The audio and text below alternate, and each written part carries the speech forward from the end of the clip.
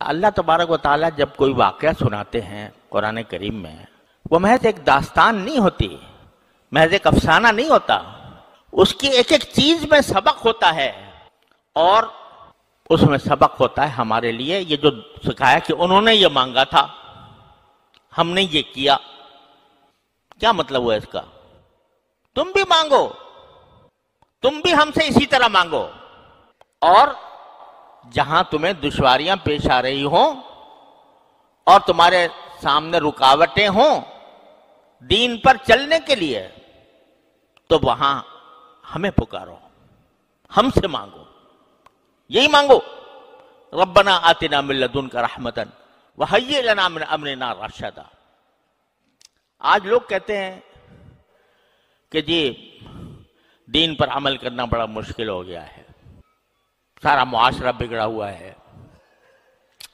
رشوت کا بازار گرم ہے، ہم کاروبار کریں تو کیسے کریں، بغیر رشوت کے کام نہیں ہوتا، ہم بازار میں نکلتے ہیں، گھر سے باہر نکلتے ہیں تو نگاہوں کو پناہ نہیں ملتی، اور نگاہوں کو کیسے بچائیں؟ مجلسوں میں بیٹھتے ہیں تو غیبتیں شروع ہو جاتی ہیں، کیسے بچائیں جبکہ پوری مجلس جو ہے وہ غیبتوں سے گرم ہے؟ کیسے بچائیں؟ تقاضا ہوتا ہے نماز باجماعت کا، اور ہم ایسے ماحول میں رہ رہے ہیں جہاں کسی کو فکر نہیں ہے، تو ہمارے دل میں بھی رکاوٹیں پیدا ہو جاتی ہیں۔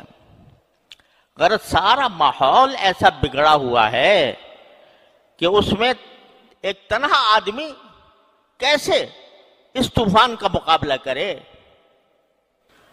تو یہ دعا اللہ تعالیٰ نے تلقین فرمائی، ارے بھائی اگر مشکل پیش آ رہی ہے، دشواری ہو رہی ہے، پریشانی ہو رہی ہے، تو کیوں ہم کو نہیں پکارتے؟ کیوں ہم سے نہیں کہتے؟ کہو ربنا آتنا من لدنک رحمتا وہیئ لنا من امرنا رشدا۔ اے اللہ میں گر گیا ہوں اس ماحول کے اندر، ظلمتوں کا ماحول ہے، تاریکیوں کا ماحول ہے، گناہوں کا ماحول ہے، میں گر گیا ہوں، مجھے بچا لے اس سے۔ تو آپ مانگو گے، صدق دل سے مانگو گے، اخلاص کے ساتھ مانگو گے، تو ممکن نہیں ہے کہ رد ہو جائے۔ کوئی دعا اگر آدمی دنیا کے کسی مقصد کے لیے مانگتا ہے نا، یا اللہ مجھے فلاں ملازمت دے دے، فلاں منصب دے دے، تو وہ ضروری نہیں ہے کہ تمہیں وہ مل جائے۔ کیوں؟ اس لیے کہ جب اللہ تعالیٰ دیکھتے ہیں کہ اس بندے کو اگر یہ منصب دے دیا تو یہ اس کو خراب کرے گا، اس کے اندر تکبر پیدا ہو جائے گا، یہ دوسروں کے ساتھ ظلم کرے گا، نہیں دیتے اللہ میاں۔ اس لیے نہیں دیتے کہ تمہاری مصلحت کے مطابق نہیں ہوتا۔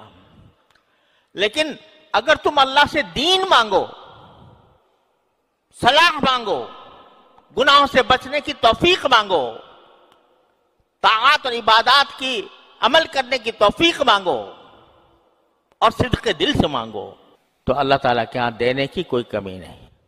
کوئی جو نہ شنا سے ادا ہو تو کیا علاج، کوئی جو نہ شنا سے ادا ہو تو کیا علاج، ان کی نوازشوں میں تو کوئی کمی نہیں۔